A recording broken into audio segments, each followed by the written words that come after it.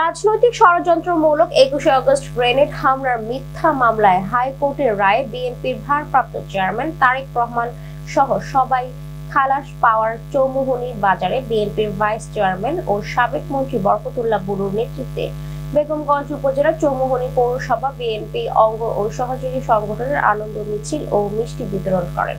এ সময় উপস্থিত ছিলেন বেগমগঞ্জ উপজেলা বিএনপির সভাপতি কামাখ্যা চন্দ্র দাস, সাধারণ সম্পাদক মোহাম্মদ মাহফুজুল হক আবেদ, বিএনপির অন্যতম নেতা মুর্শিদুল আমিন ফয়সাল, চৌমুহনী পৌরসভা বিএনপির সাধারণ সম্পাদক মোহাম্মদ মহসিন আলম, সাংগঠনিক সম্পাদক হাজী ইসমাইল হোসেন দুলাল, উপজেলা বিএনপির সাংগঠনিক সম্পাদক কাউন্সিল আবুল কালাম আজাদ, সাংগঠনিক সম্পাদক নুরুল আমিন, বেগমগঞ্জ উপজেলা যুবদলের আহ্বায়ক রুস্তম আলী, সদস্য সচিব মহিউদ্দিন রাজু সহ ইউনিয়ন ও পৌর বিএনপি অঙ্গ ও সহযোগী সংগঠনের নেতৃবৃন্দ।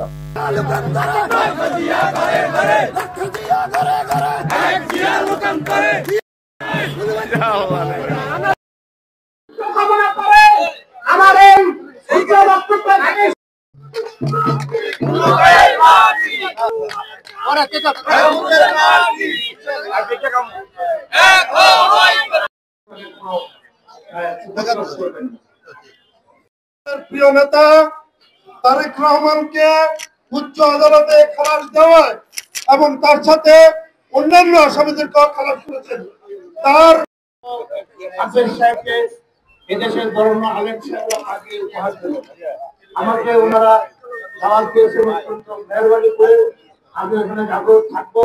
আমার সাথে কেউ ময়দানের যারা যাবেন ঘুরে থাকবেন, যেখানে অবস্থান করতে বলবেন আলেম সাহেবরা আপনারা সেখানে থাকবেন, কেউ মঞ্চের আশপাশে যাওয়ার চেষ্টা করবেন না। আমাদের কোন থানার নেতারাও সেখানে যাবে না। আমাদের ধর্মীয় অনুষ্ঠানের ভাব গম্ভীর্য এবং আন্তর্জাতিক অনুষ্ঠানের ভাব গম্ভীর্য আপনারা রক্ষা করবেন। এটা কোনো রাজনৈতিক প্রোগ্রাম নয়।